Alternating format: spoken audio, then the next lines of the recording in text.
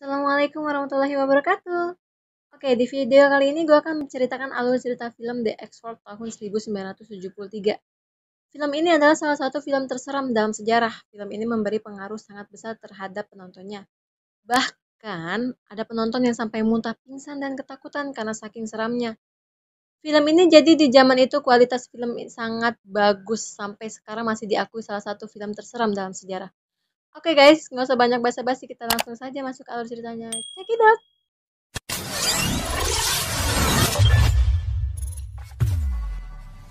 Cerita berawal di mana terdapat seorang yang bernama Merin. Ia sedang melakukan penggalian artefak kuno di daerah Nineveh. Merin adalah seorang pastor berusia 70 tahunan. Namun, ia sudah pensiun dan memilih menjadi penulis buku dalam penggalian tersebut. Ia berhasil menemukan patung kuno dari iblis Pazuzu. Iblis Pazuzu adalah salah satu iblis dalam mitologi Babilonia yang sangat menyeramkan. Iblis ini memiliki tubuh layaknya pria dan memiliki kepala macan, dua pasang sayap elang, dan ekor kalajengking. Dahulu Bapak Merin pernah mengalahkan iblis Pazuzu yang merasuki anak perempuan. Kejadian itu diceritakan dalam prequel film ini dengan judul Exorcist The Beginning. Dan setelah kalah dengan Bapak Merin, iblis itu pun berencana balas dendam kepada Merin. Merin pun merasa ada yang janggal yang akan terjadi. Di lain tempat, tepatnya di kota Georgetown, terdapat seseorang artis terkenal bernama Chris McNeil. Dia adalah seorang janda dengan satu anak. Chris McNeil memiliki seorang anak perempuan yang berusia 12 tahun yang bernama Regan McNeil. Regan ini sering ditinggal kerja oleh ibunya karena Chris adalah artis terkenal dan super sibuk. Namun, Regan tak sendirian di rumah karena ia ditemani oleh pengasuhnya dan kedua pembantu ibunya.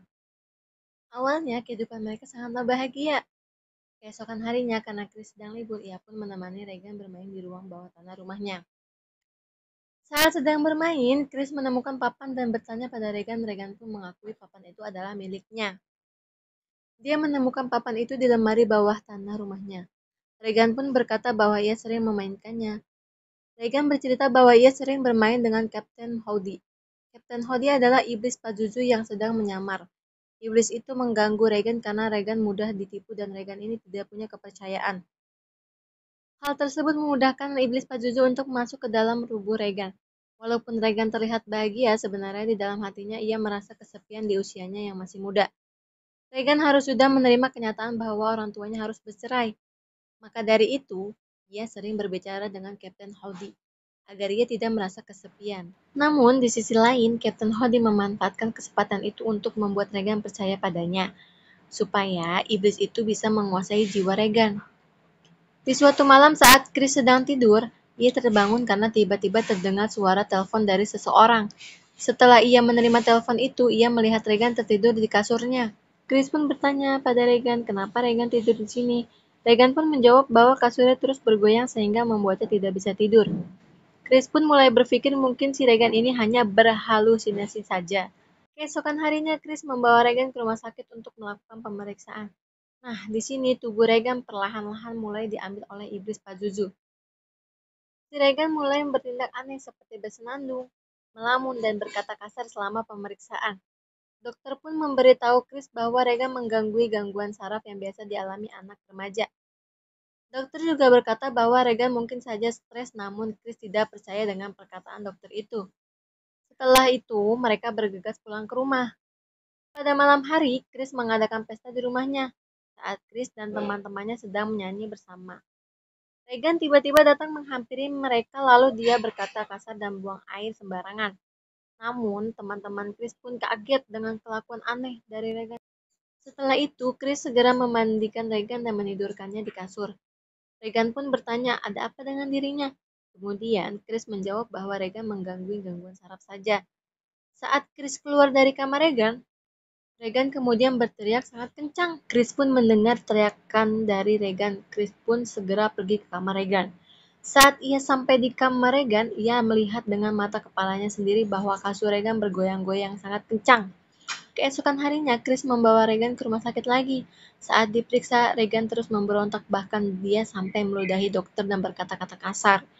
Dan hasil pemeriksaan pun menunjukkan gejala gangguan saraf pada otak Regan. Dokter lalu melakukan sebuah prosedur untuk mengecekkan otak Regan. Regan sangat kesakitan saat proses prosedur. Setelah itu, dokter pun melihat hasil pemeriksaan dan tidak ada ditemukan kelainan dalam otak Regan. Setelah itu, akhirnya Regan diperbolehkan pulang untuk beristirahat. Namun, keadaan Regan semakin hari semakin menjadi-jadi.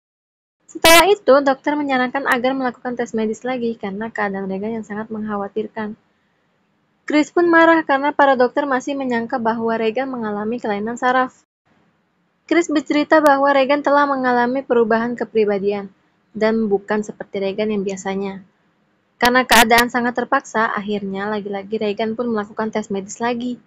Setelah dicek, hasilnya otak Regan masih bekerja dengan normal. Setelah itu, Chris pulang ke rumah. Setelah sampai di rumah, ia pun mengecek keadaan Regan dan melihat jendela kamarnya terbuka. Sehingga membuat seluruh udara di kamarnya menjadi dingin. Ia pun bingung kenapa Regan ditinggal sendiri. Kepada pengasuhnya yaitu Sarina. Saat Sarina pulang, ia menjelaskan bahwa dirinya pergi sebentar dan meminta Bilqis untuk menjaga Regan. Mereka pun sangat sedih mendengar kabar itu. Namun, tiba-tiba saja Regan keluar dari kamar dan berjalan badan berbalik dengan mulut penuh darah. Keesokan harinya, Chris membawa orang pintar untuk memeriksa Regan. Regan pun dihipnotis dan ditanya-tanya mengenai Kapten Howdy. Regan pun bertingkah agresif dan menyerang orang pintar tersebut. Di tempat lain, seorang detektif bernama William Kinderman sedang menyelidiki kasus kematian Bilqis. Ia pun menemui psikiater bernama Damien Crash. Untuk menyelesaikan kasus kematian Bilqis, ia merasa kematian Bilqis itu tidak wajar. Karena saat ia terjatuh dari tangga, kepalanya terpelintir 180 derajat. Hal itu sangatlah tidak wajar. Ia pun berspekulasi bahwa ada seseorang yang membunuh Bilqis sebelum ia jatuh dari tangga. Kembali lagi ke Regan. Regan akhirnya dikarantina dan diawasi banyak dokter. Kondisi Regan saat itu sudah sangatlah mengkhawatirkan.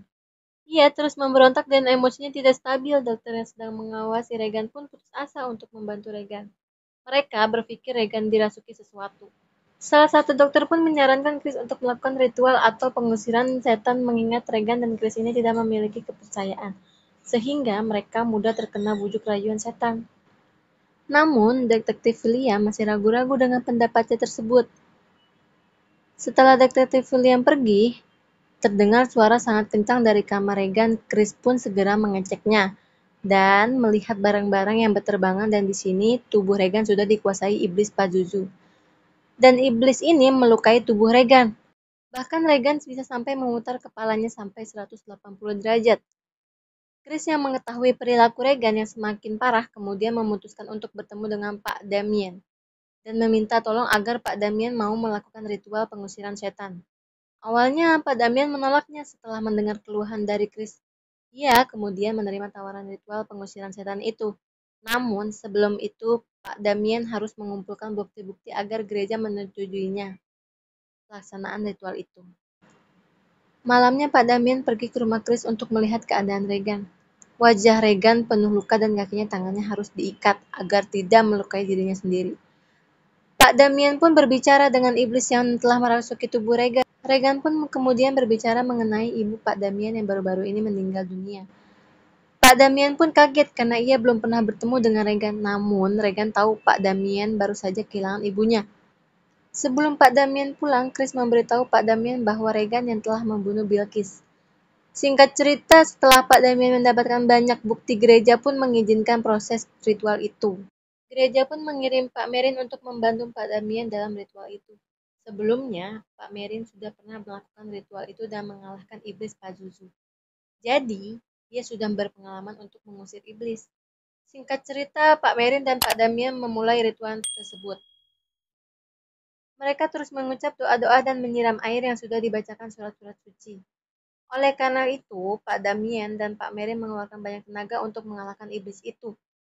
Iblis itu terus menyerang Pak Damien dan Pak Merin, namun mereka berdua tidak berhenti mengucap doa-doa. Iblis itu tetap tidak mau keluar dari tubuh Regan karena Pak Damien dan Pak Merin kelelahan. Mereka pun beristirahat sejenak untuk memulihkan tenaga. Setelah beristirahat, Pak Merin melanjutkan ritual itu sendirian karena ia takut terjadi hal yang tidak diinginkan kepada Pak Damien. Pak Damien kemudian beristirahat, namun ia heran mengapa di kamar Regan tidak terdengar suara apapun. Ia pun langsung mengecek ke kamar Regan dan melihat Pak Merin telah meninggal karena akibat serangan jantung. Karena kesal, Pak Damien pun menghajar tubuh Regan dan meminta iblis Pazuzu itu memasuki tubuhnya saja agar Regan kembali sembuh. Iblis itu kemudian masuk ke dalam tubuh Pak Damien, namun Pak Damien masih bisa mengendalikan dirinya. Kemudian, Pak Damien loncat keluar jendela dan mengorbankan dirinya untuk menyelamatkan Regan. Pak Damien pun meninggal dengan sangat tragis. Setelah itu, Regan pun kembali sehat berkat pengorbanan Pak Damien. Setelah semua sudah kelar, Chris dan Regan pun pindah rumah dan menjalankan hidup barunya di rumah barunya. Oke guys, itulah alur cerita dari film The Exorcist tahun 1973. Kalau kalian suka, jangan lupa like, comment, and subscribe. Oke, kalau gitu, mau request film, silahkan komen di bawah ini. Thank you.